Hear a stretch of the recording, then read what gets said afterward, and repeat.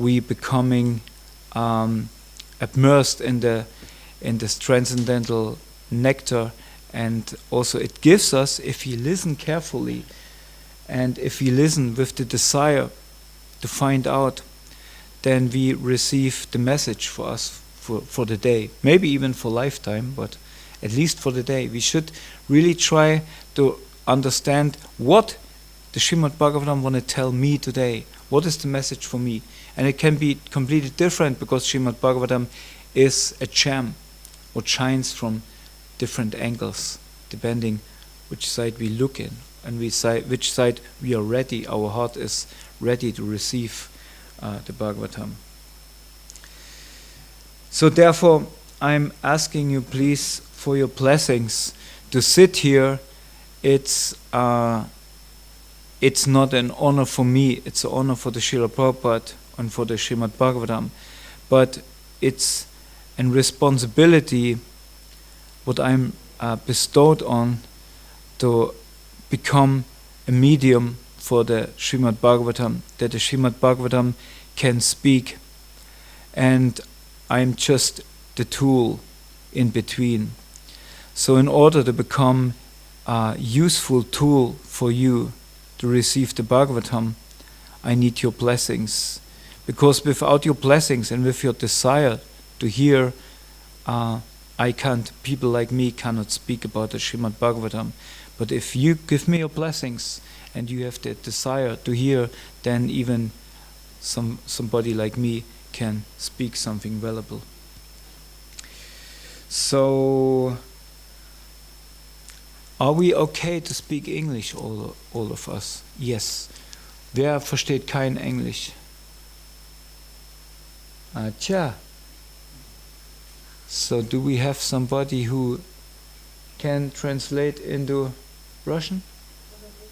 Oder Deutsch auch? Somebody can? Kamala Sita, welcome, Hare Krishna Mother.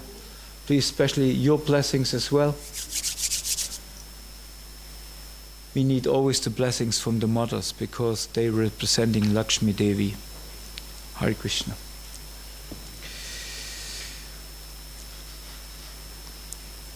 So,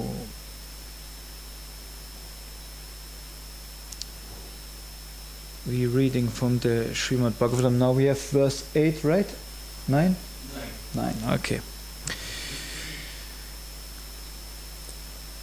So we're gonna read the first verse together, like it's usually. Ekada sureje putram, ekada sureje putram,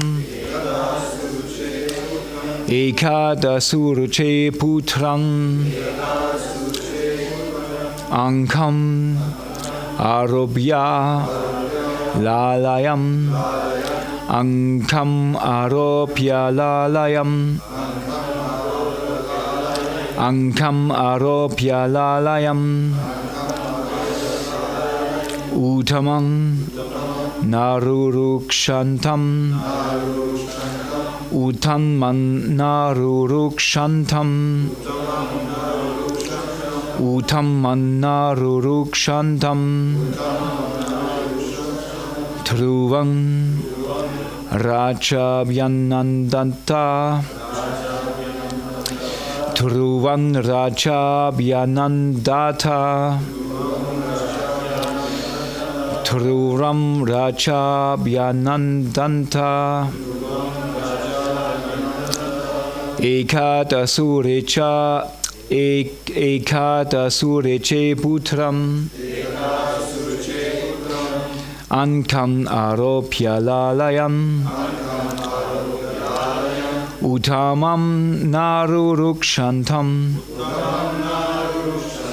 dhruvam rajabhyayandanam. Tata. Sorry. Okay, please chant. Ekada suruche putram, ankam arobhya lalayam, uttamam narurukshantam, dhruvam rajabhyayandanam, Kadasupratram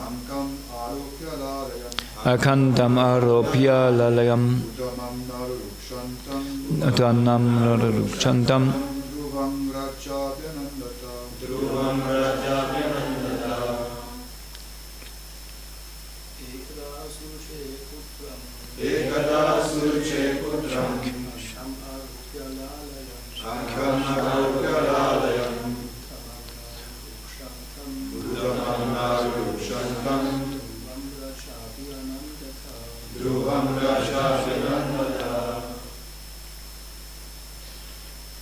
Ladies?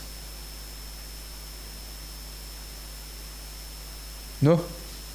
What's wrong? Ah.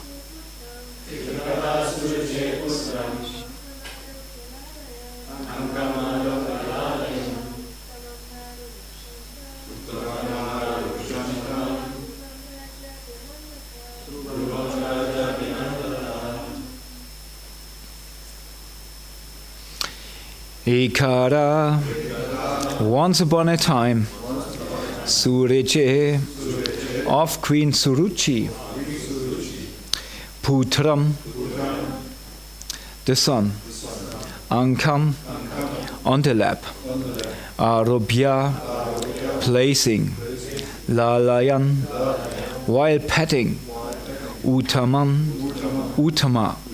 Na, did not, Arurukshantam, trying to get on, Dhruva, Raja, the king, Abhyanandata, welcome. Translation, and later on we will have a purport with Divine Grace, A.C. Bhaktivedanta Swami Srila Prabhupada Ki Jai. Once upon a time, King Uttanapada was petting the son of Suruchi, Uttama, placing him on his lap. Dhruva Maharaj was also trying to get on the king's lap, but the king did not very much welcome him. Okay, we have no purport here, therefore we read verse number 10. Tata chikir shamanam tam saptan yastan nayan dhruvam suruchi shrinvato ratna seshyam ahati garvita.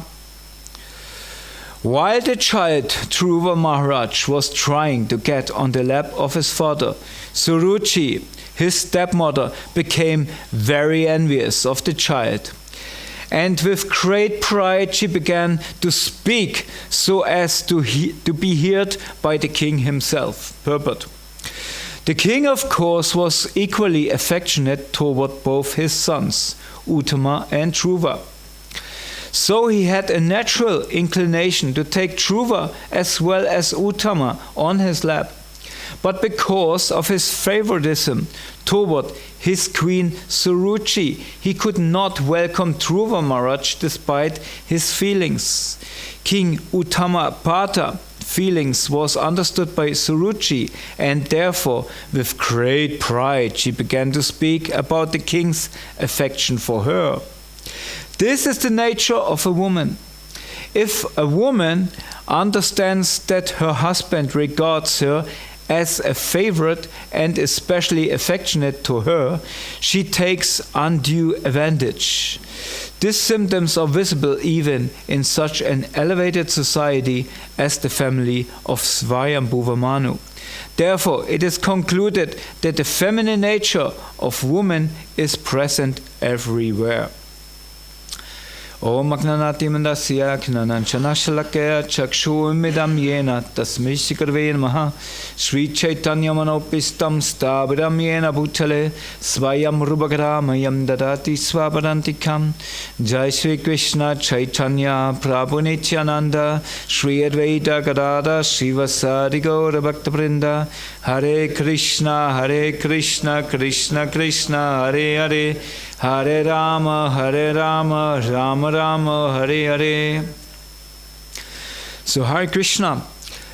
First of all, I would like to appreciate this section of the Bhagavatam where we just diving in. And of course is the famous story of what? Of whom? Of Dhruva Maharaj. And this is, as we heard yesterday from Govindadev Prabhu, one of the favorite stories of Sri Chaitanya Mahaprabhu. He liked to listen from Gadadhar Pandit. And what was the other? Prahlad Maharaj, yes.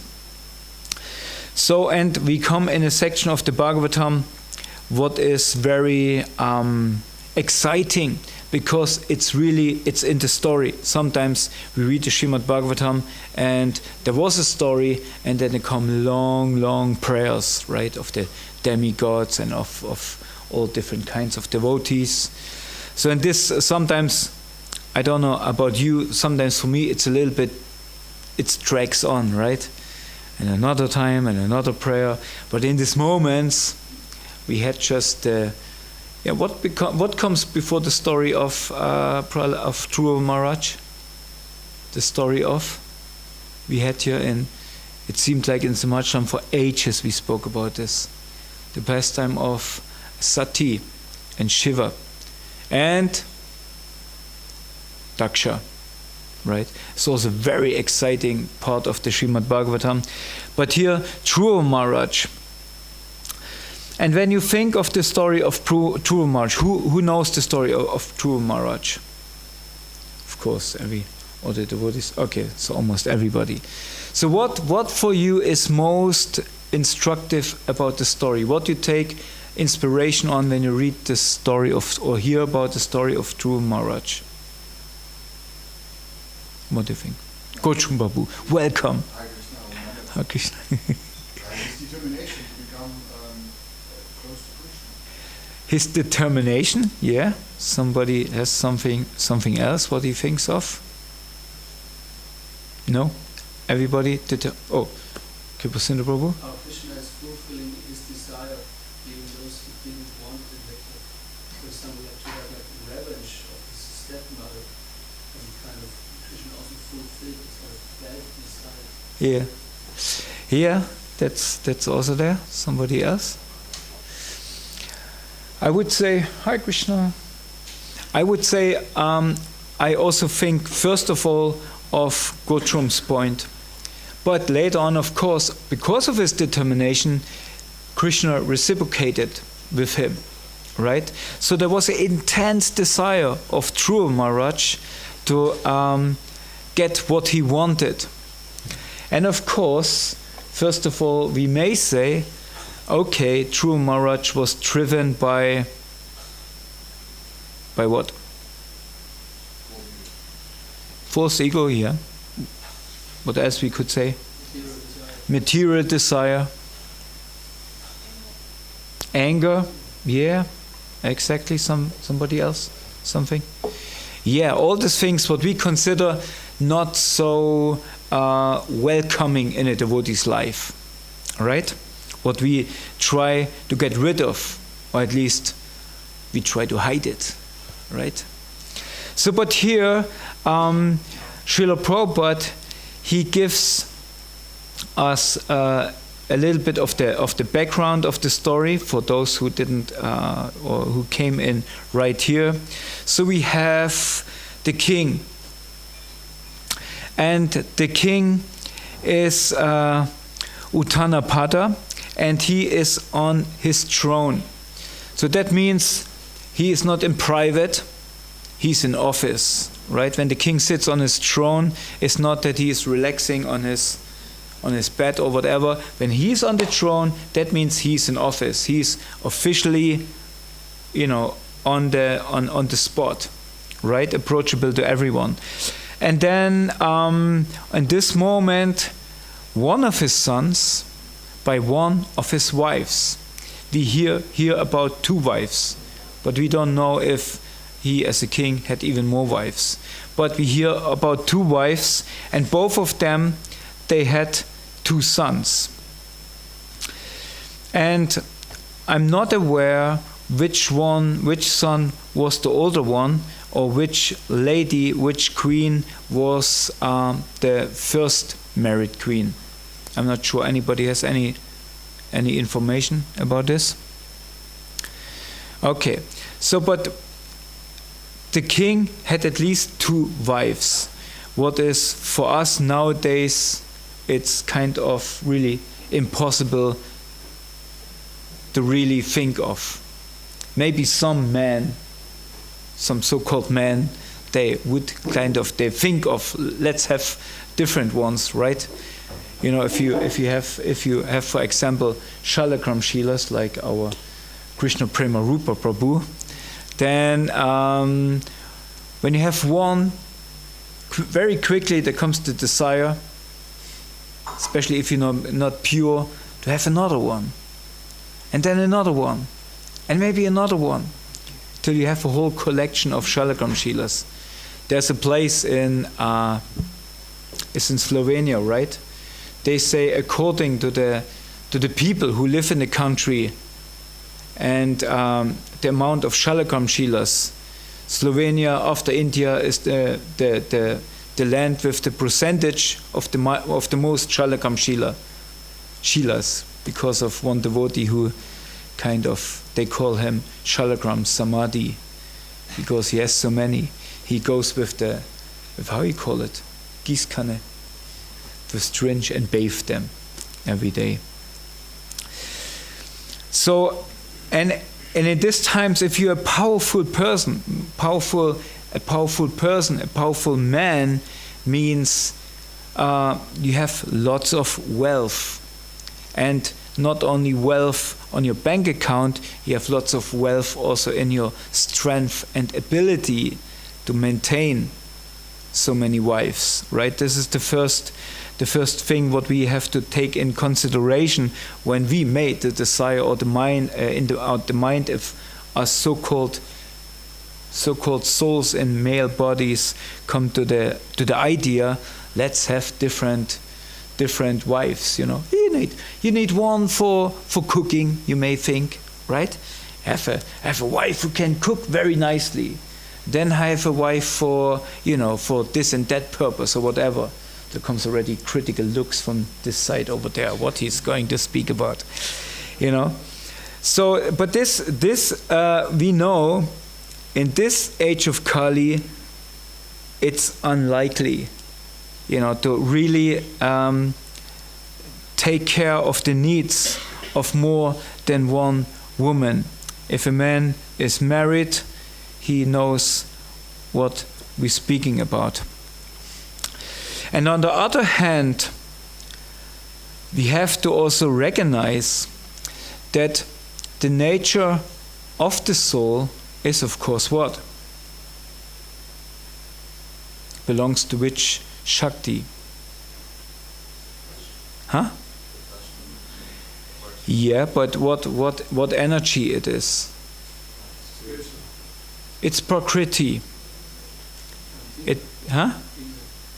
It becomes to the female nature.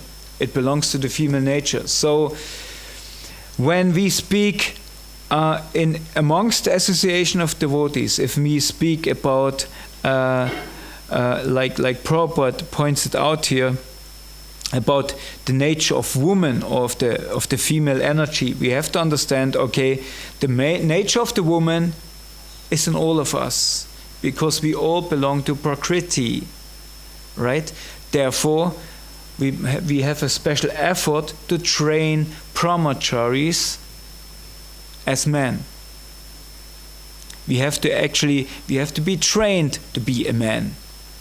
It's not actually in our spiritual or in our genes, in our soul genes. So therefore, boys are supposed to be separated from the parents after a certain age, to be trained to be a man, first of all to understand what is a man, and then to act as a man. Right? And this is very, very important, actually, first of all, to understand when we read such statements in the Bhagavatam, or to get such informations even by Srila Prabhupada. Jai Shishi Pralat Lakshmi Shingadev Bhagavan Ki Jai. Because if we, especially residing in a male body, if we don't take this in consideration, we very quickly come on the understanding, it's all the glories come to us, and they're on the other side of the room. They're the ones where we can all make this judgment, and Śrīmad-Bhāgavatam is judging about them. No, it judges about all of us. And when we come in the association of devotees, we have to come on the transcendental platform. This means we have to lose our bodily conception that we think us and them. That's one thing, first of all, especially for men. Otherwise, we may misunderstand the teachings of the Śrīmad-Bhāgavatam. So, but this is not where I want to, in which direction I want to go about this. It's more that we understand that Dhruva Maharaj, he tried to go on the lap of his father as well. As Uttama, the son of Suruchi, was already on the lap of his father. And this is a very affectionate thing, actually, for a father who is a father. I'm a father, I have 2 sons, but only from one wife. I'm lucky. So, and as a father, for the sons, you don't feel like, oh, this one is better and the other one is not so good. It doesn't work, and it doesn't come in the feelings of a father. Maybe there are certain occasions where I say, well, he isn't better in this section and he's better in that section or whatever. Well, that's maybe there, but in order of love, in affection, they're both equal. And this is explained by Srila Prabhupada also, that King Uttanapada had the same feelings for both of them. So it was not a problem from his side. And then Dhruva Maharaj, of course, and this is also very, very natural for boys. If one boy gets something, the other one want to have it as well. It's just as it is. You always have to deal with both of them, especially when they're kind close in age. What we kind of get here out of this purport or out of the section of the Bhagavatam was the case. So Dhruva also want to climb on the lap of the father, and after all, the father has at least 2 laps, right? 2 laps to sit on. So it's quite understandable that little Dhruva Maharaj also want to be on the lap of the father who's sitting on the throne. Now we don't hear exactly, actually out of the Bhagavatam it doesn't come out that the mother of Dhruva was also there, but Suruchi was there. And seeing this, that basically the son of her, well, I guess there's always some kind of, how to say, competition between 2 wives in these times. We hear from, of course, the wives of King Dasharat. They were quite equal to each other, but then when it was triggered, there also came some rivalry, came some rivalry, there came something out. So, but here in this case, we see that Suruchi immediately started to point out the elevated position of her son, right? And this is not only what comes to females. That's all of us. We have this in us, that we always want to point out our superiority, our supreme nature over the others, right? We want always point out that we are better than somebody else, right? And if necessary, we can become quite harsh to make our point. Of course, depends on the nature what we come with. But here we see that Suruchi, with very kind of sharp words, she was piercing actually not only Dhruva Maharaj, because when we see what words she used, that's quite not this word's not quite suitable for a little boy to speak to. But more or less, she was actually piercing the king. She was piercing the heart of the king, that he knows where is his place. Right? But she used little Dhruva as her tool to kind of get her agenda done. And therefore, we could see that this, if you speak in such a way to a little boy, of course, that's very, very disturbing. And therefore, Dhruva, he was disturbed by these words of his stepmother. And then we can understand also that Dhruva did the things what he did. So if you look from this side on this story, then we may say, well, it's quite unfair, right? Who would agree that this was unfair to Dhruva Maharaj? Should it have not been done? Who would say that it was completely unnecessary and should have not been done? No? Yes? Yes, okay, good. But on the other hand, if this incident would not have happened, Dhruva Maharaj would not have the catalysator in his life to become what he actually was meant to be. It was his mission. It was his mission to come in the Bhagavatam in such a way.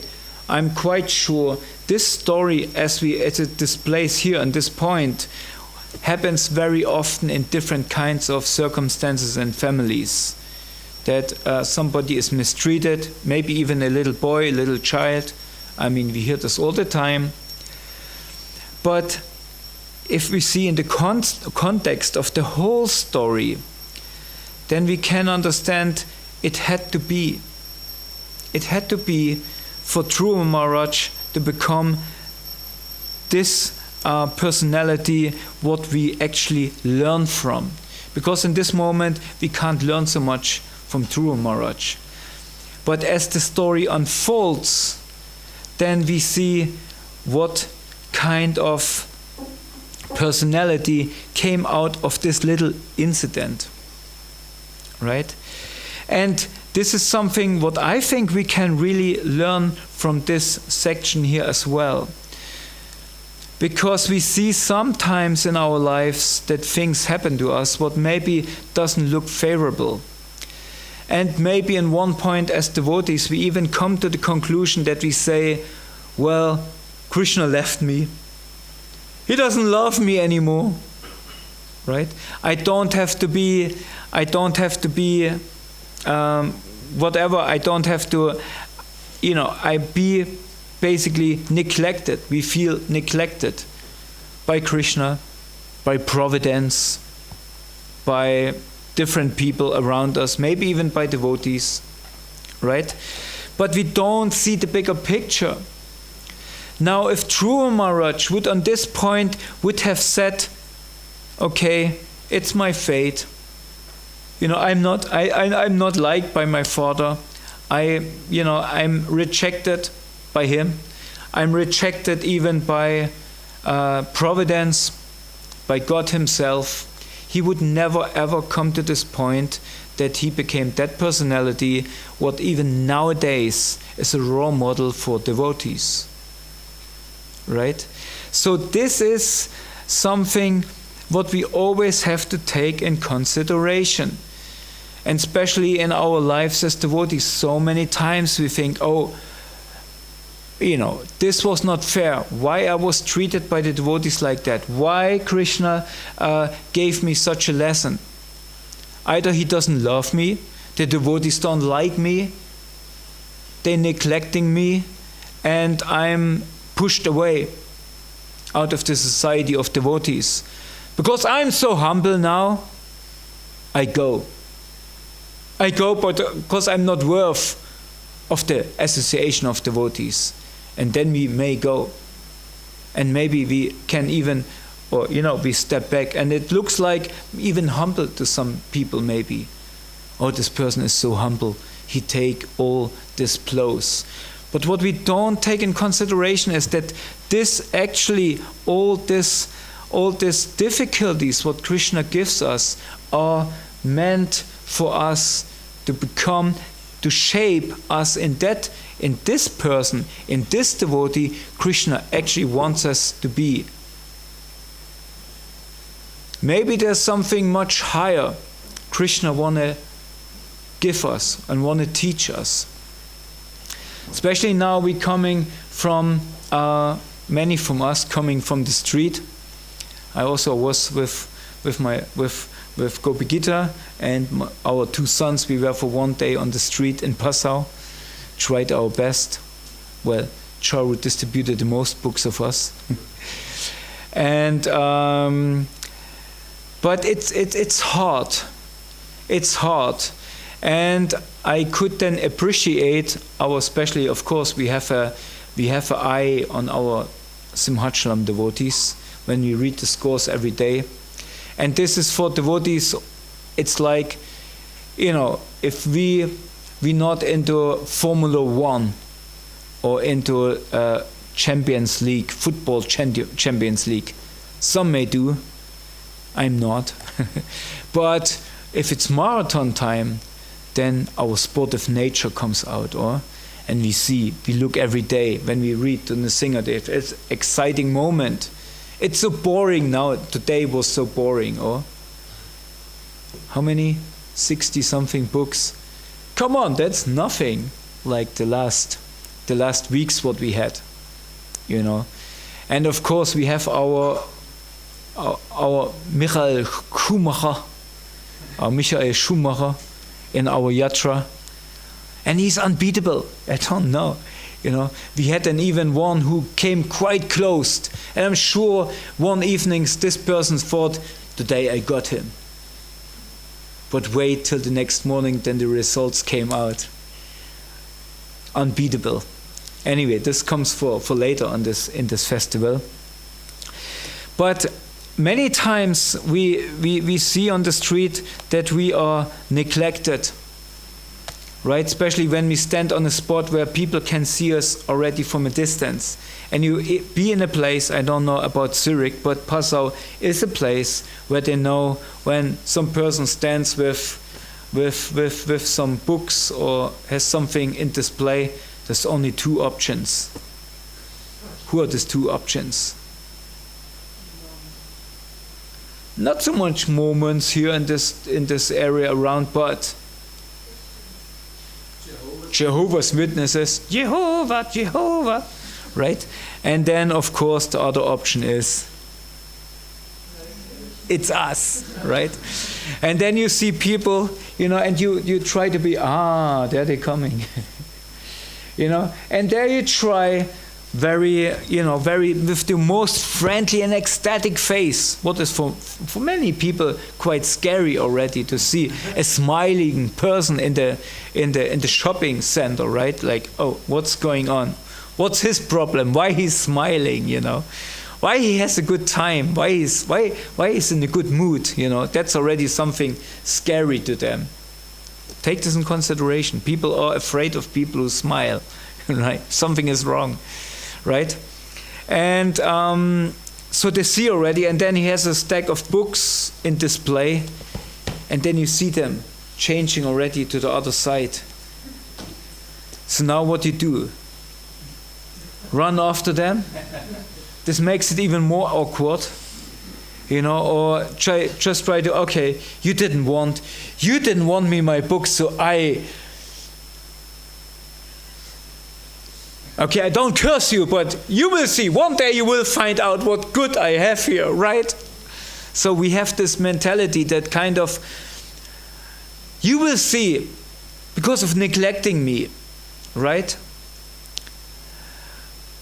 And this is something what very often comes in our life, where we think, okay, this person didn't give me this respect, or not disrespect, he gave me that respect, what I thought I'm worth of. So therefore, I'm retreating. Right? I go back. I don't go on the street anymore. And I must say, I am very impressed by our devotees, especially Simhachlam devotees, who very steadily went out and kept kind of going. Right? It's a long time. I did enough marathons. I know the first week is excitement. Second week is keep on going. Third week is I will not do it. It's too much. And the fourth week is somehow or other get through it. Right? And when you through it, when you come back to Simhachlam, you feel like cleaned. Right? You feel really purified. And so each and every person who takes a book is glorious. For whom? Who's this book what went out, to which glory it adds? What do you think? Really? Do we really think like that? Or is it, maybe we say, Jai Prabhupada, it's in our mind. But in our heart, it's click. It's a tick on my list or my score list. Yeah. Yes. Yeah, but that's the thing, because each and every one who rejects us with our book, do we then also think, Jai Prabhupada? No. That's because of what? The mind even, suddenly comes in and find all kinds of reason. Was my boots? Was my dress? Did I went out with dhoti? Did I went out without dhoti? Did I smile too much? Did I smile too less? Maybe I should have put on tilak. Maybe I should have put on not tilak. What is it? What is it? The mind immediately starts to reason. Why not Charu what?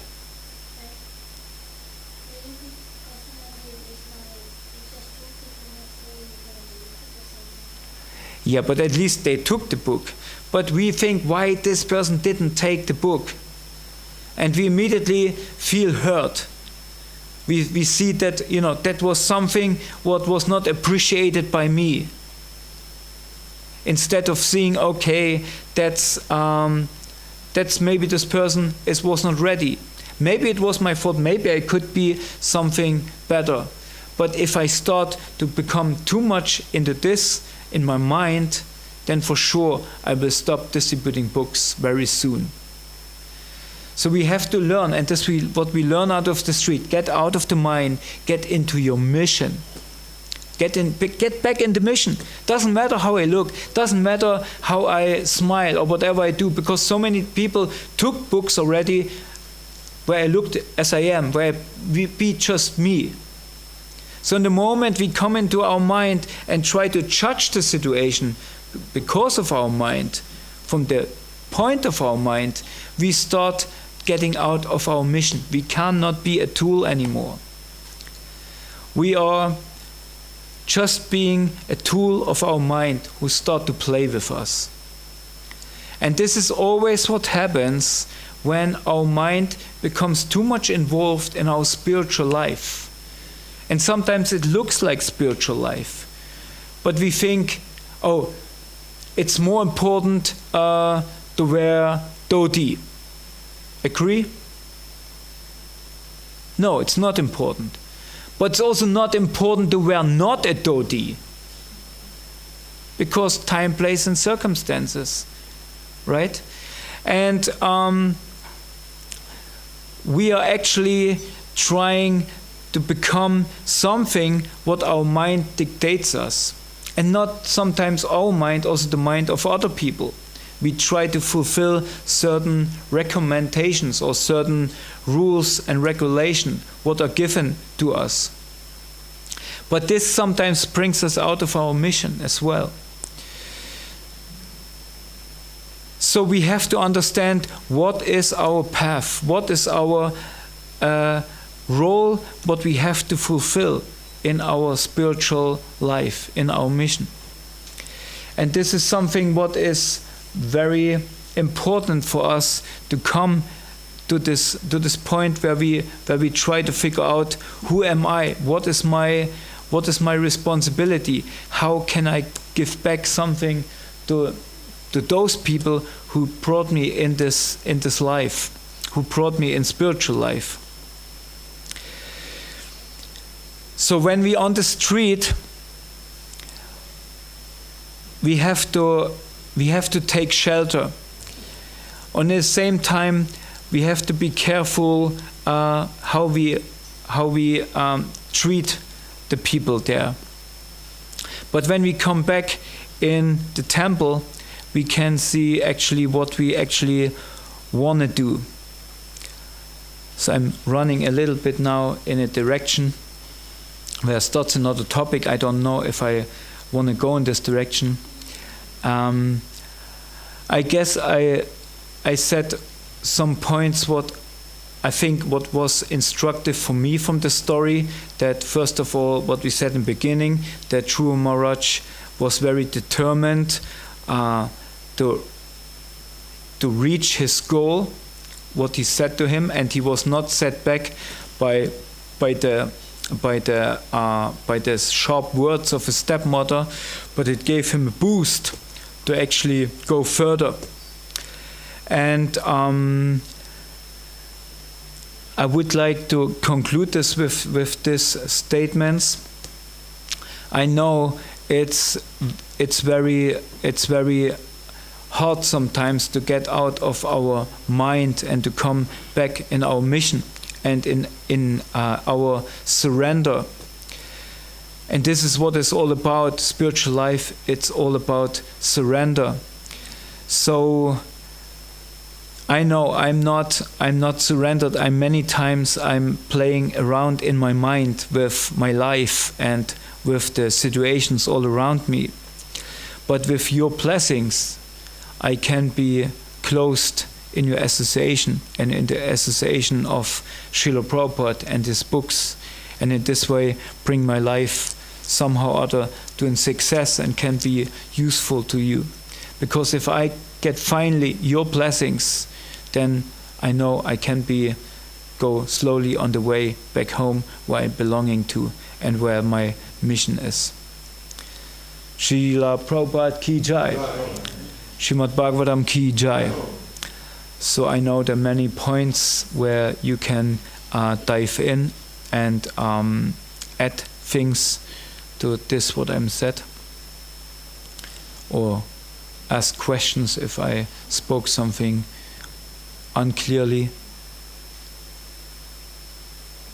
No? Okay. So I could think now that was not. One devotee told me once, if there are no questions, either it was such a good class or nobody really cared. So I don't go in my mind to make somebody saved me. Thank you for this Sankirtan lecture, Prabhu. Oh. I would like, because you nicely described the situation, close to cursing someone, or kind of could see some little bit anger can come up in such a situation. So I would really like to know from you, according to your experience, and also according to what your leaders and authorities in the Sankirtan times generally advise you, this comes up, how to deal with it. Because on the one hand, you say, whatever happens, that you should never do is like offensive. I know it's really hard, but you don't do that. I kind of suppress it, or how do you deal with this strong feelings and things that come up and that seems so real to you that your mind tells you must do it. Otherwise you're gonna freak out on the street. So I don't know whether it came to this point for you, but it can come to this point. And how do you deal with that? Do you chant it away? I see he chanted away. Do you? I don't know. Well, I mean, depends on the intensity, and of course there are different trigger points what come up in the street or during our time when we doing service, because actually doing Sankirtan on the street is something what is developed in our ISKCON community as one of the most favorite services because Prabhupada wanted so much. On the other hand, we say also it's very important for us to get purified, right? Because immediately the Paramatma acts through other persons with us, right? And in this way it gives us a mirror about ourselves. So if we're sensitive on the street, this is one thing what we experience first. We experience ourselves and Krishna who kind of plays with us. So that's one, you could say, transcendental vision what one could try to develop. On the other hand, we getting triggered by things what trigger us anyway, because they are there in us. And we have to look actually closely and carefully. Of course, it's not always the time on the street, because again, in the street, when you go back, or when you're on the street distributing books, or let's say when you're in service, doesn't matter if you're on the altar or whatever, something comes up what triggers you and kind of disturbs you. It disturbs actually our mind. And the difficulty is because it brings us out of our mission. I notice if somebody in the morning, just after Mangaladi, before I do Shalakam Shila Puja, somebody comes and, Prabhu, this and that happened, or whatever. And I'm so disturbed, I can't focus then on the Shalakam Shila. It's so hard to get back in my mission to worship the Shalakam Shilas, for example. Right? And the same on the street. Something can happen what pushes us out of our mission. Right? And it pushes us where? Into our mind. Into our mind. And when we on the street, the best thing is just don't look into this yet. Don't give space to it. Don't give space to it. Just let it go and go to the next person. And with the time, when you go back immediately in your mission, then you are safe. Or we all safe. Doesn't matter which service we perform. It's the same thing. On the other hand, when we see some things coming up more and more again, then in a quiet moment where we have to give the mind some space, and this is also important, we have sometimes give the mind some space to reflect, to see where the mind is reeling, where the mind is having difficulties. Because the mind belongs to us, like our body. So if we watch our body and see, oh, something, kind of, I'm getting a boil here, we cannot just ignore it. We can maybe ignore it for some time. Maybe we say even, oh, it's marathon, I don't take care of my knee, what is hurting. But in one point, I have to look, after the marathon, I have to look into my knee. What's going on there, and I have to heal it, otherwise it's over soon with my being on the street distributing books or whatever service I'm doing.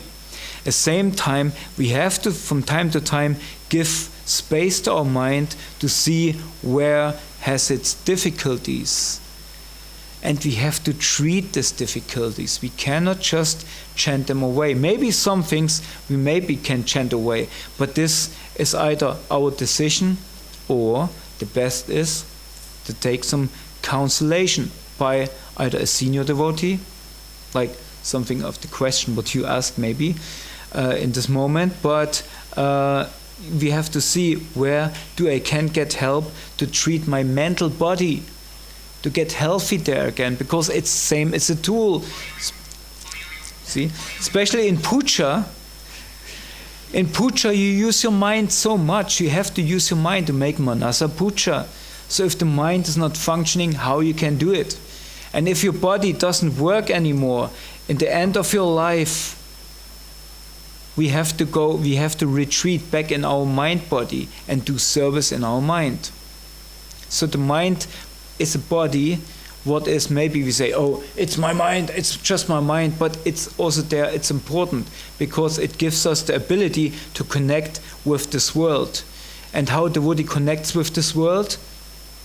By using the world in spiritual matters, by reconnecting the world back to Krishna. So that's what we're doing. That's what we do on the altar. This is what we're doing on the street. If we're reconnecting these people through the medium of the book to their spiritual identity. All right. So we have to then, on one point, we have to look what is it that makes my mind so difficult sometimes to deal with. That is very, very important. And we should not stuck in this moment that we then always think, okay, it's my mind, and then that we give, we have to come to a step where we say, okay, let's deal with it, let's do something. It's like if I always look at my knee and say, okay, my knee is hurting, why my knee is so hurting? So at one point I have to visit a doctor who can tell me that's the treatment for it. So the same with the mind, if something comes up there. There are things what we may treat, where we can say, okay, this you can do by yourself, most of the things we chant away. We can chant away, but some things what are very serious, we can't chant away. We need some help in order then to chant again. Right?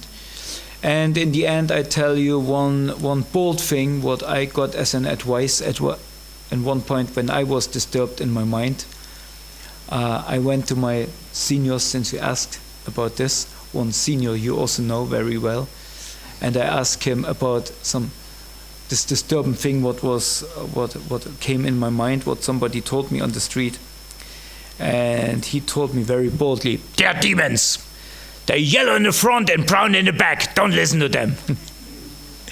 And this, in this moment, this pushed me completely out of this problem. Just this little thing. Of course, it's very bold, it's very, whatever. We would not recommend this to see people like that, but it helped me in this moment to come out of it. Right? So, yeah, different techniques. The main thing is get back into your mission. And the big question, of course, for all of us is, what is our mission? What is the way prescribed to us to become like Dhruva Maharaj, to become like a fulfillment of the Sankirtan mission? How I can give something back, what I got from Prabhupada. How can I give something back? How can I give something back to I got all this mercy, I got so much prasadam, I got so much trust of the devotees. They trained me, they treated me, they gave me so much of their life, so much of their heart and time. So now I was in the Brahmachari ashram for a while, or Brahmacharini ashram, and now I think it's time to get married and live a normal life. What? Hey, come on! How we can do that? That we have so much, even now in this temple at this moment, we have so much God-given children. Of course, all of us we like to see us as God-given, right? But Bhagavad Gita, scriptures explain something else. Most of us are Varna Shankara, right? Oops, I'm pregnant. Yeah, there we are, right? But we have more and more in our communities people who are not only wanted by their parents, they got given, they called into existence. And this is at least our we say second generation devotees, right? Who the parents are devotees. And in this moment, we have already souls here who are already the what is it then? The third generation, right? Yes. So, and according to Srila Prabhupada, they are pure devotees, right? So, how we just then can we just think, okay, here I am, let's see what can I do, let's do some studies, and let's do, okay, it's good to do studies, but what to do with it? Let's go out in the world and help some I become a good manager, and now I'm going out in the world and helping some company who are busy with mating, sleeping, defending, what else? Eating, right? Who are busy in these businesses. We help them to become successful. Damn hell no. Let's get back. Let's get in the mission. Let's do something for Prabhupada. Let's do something for the mission. Let's stick together. Don't go just out in the world and just use your talents what are given to you by God. And we have all of them. All of them we have these talents. But we are just more covered. We just came from the street. We street dogs. Right? I'm a street dog. So let's do something together. Let's bring it back home. Let's bring it back home and stick together as a family. You know, we cannot just wait till the GBC makes a resolution about my life or whatever. No, because it's not, I cannot go to an astrologer and please tell me what should I do in my life. No, find it out by yourself, by speaking with your spiritual master and speaking with Krishna. Find it out, get in action. Don't get discouraged if somebody doesn't take the book and think, oh, I'm not a Sankirtan devotee. Or something like that. Right? Just bring it back home. Stay together and fix it together. And if we have any complaints about ISKCON or whatever, GBC or whatever, just do it damn better. If you think there's something wrong in ISKCON, then fix it. Fix the house. If you think there's something in the temple, you know, so many people who walk around the temple and say, oh, here, this is not done, and we have to do this, and this is not done. People don't do anything here. Then do it. Do it. Right? Let's do something. If we find out something is not right, fix it. Jai Prabhupada. Do it for Prabhupada. Do it for ISKCON. Make ISKCON that institution where you like to see yourself in it. Don't just step out of it. Become Dhruva. Get in your mission and do something very relevant. That's what I try, what my approach is, and when I see to this. Let's do something better. Let's do something. Let's fix it. Sorry, I went a little bit track from your question, but this is something what is, I guess, what is really in my heart, what I think, especially when we have more devotees now here in such a festival. When we are on the street, we very careful what we say, what we do, whatever. We don't show our heart on the street. But when we come back here in the temple, in the association of devotees, there's time for us to open our heart, to really be in the association of devotees. And how we do this, we relish together Śrīmad-Bhāgavatam, we have Krishna Katha, and we have Kirtan, and we have Prasadam. And this is what we're going to do right now. Right? So, thank you very much. As I said, I'm not worthy of big words, but I try to do my best, and with your blessings, one day I will be successful. I'm convinced of that. Hare Krishna. Srila Prabhupada ki jai. Shri Shri Palat Lakshmi Shingadev ki jai. Nitai Go Premanandi Hari Hari Bol.